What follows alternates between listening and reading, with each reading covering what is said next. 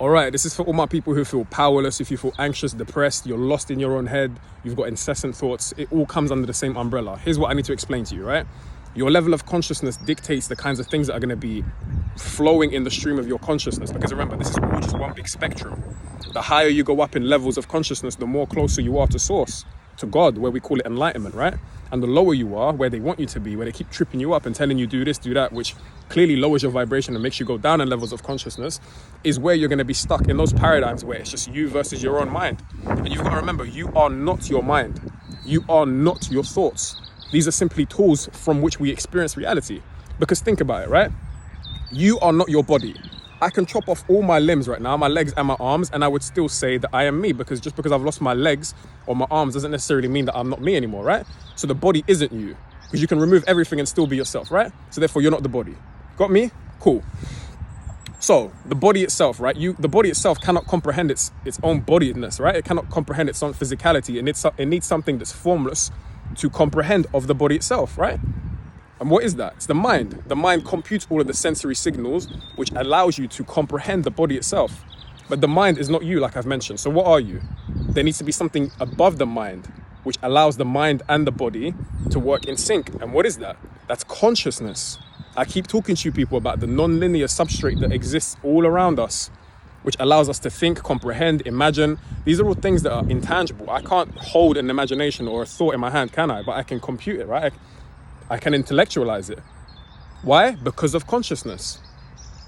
And the closer you are to source, the closer you are to yourself, more knowledge of self. You hear me say it a million times, and I'll say it a million times again. Knowledge of self. Seek knowledge of self, because that is the most important knowledge. Everything else is second best. Once you have knowledge of self, knowledge of what you are, you're free, my boy. I'm telling you. So for people who are stuck in their own heads, trust me, I've been there. There's no one who can give you greater context on any of this shit, because I have been there personally. I'm talking war in your own head. Do you know how tough it makes you when you're at war in your own head? You go outside and it's war. It's war at your household. You've been beaten your whole fucking life, bro. Do you know what that does to your mind? It's callousing, boy. It's that callous, and just building that mental resilience. I'm telling you, not a lot of people who get put in your shoes would have made it through, bro. That's what I'm telling you. If you're in a situation where you're being battle tested, I'm not talking about where you're intentionally tripping yourself up. That's a different story. I'm talking about where the universe is literally hardening you, toughening you up in ways in which you can't even understand, which are like, yo, what the fuck's going on, right? What that's doing to your mind is hardening you and toughening you up. And I really want to break down the whole mental side of things as well, right? People, listen up. On a deeper level, when we're talking from a higher paradigm, right? English is a vibrational lock. English has been made up.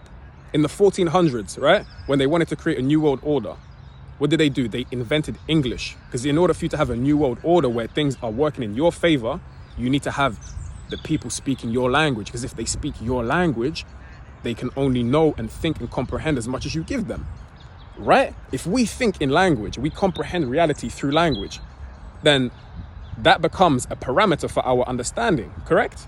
And especially because English, vibrationally, is a dumbing down. Have you not heard other languages when they speak, there's energy, there's a vibration to it, there's something going on. Whereas English, if you understand maths, if you understand sacred geometry, if you understand gematria, you know that this is a vibrational lock which is intentionally planted there to keep us babbling the worst kinds of shit.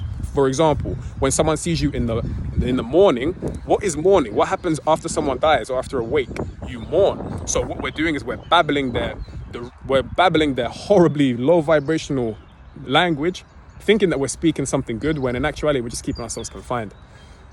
So take a step back, seek knowledge of self up here too, work up here. All it is just retracting, disengage. That's the number one word. Disengage from the BS, disengage from the outer world, take some time for yourself,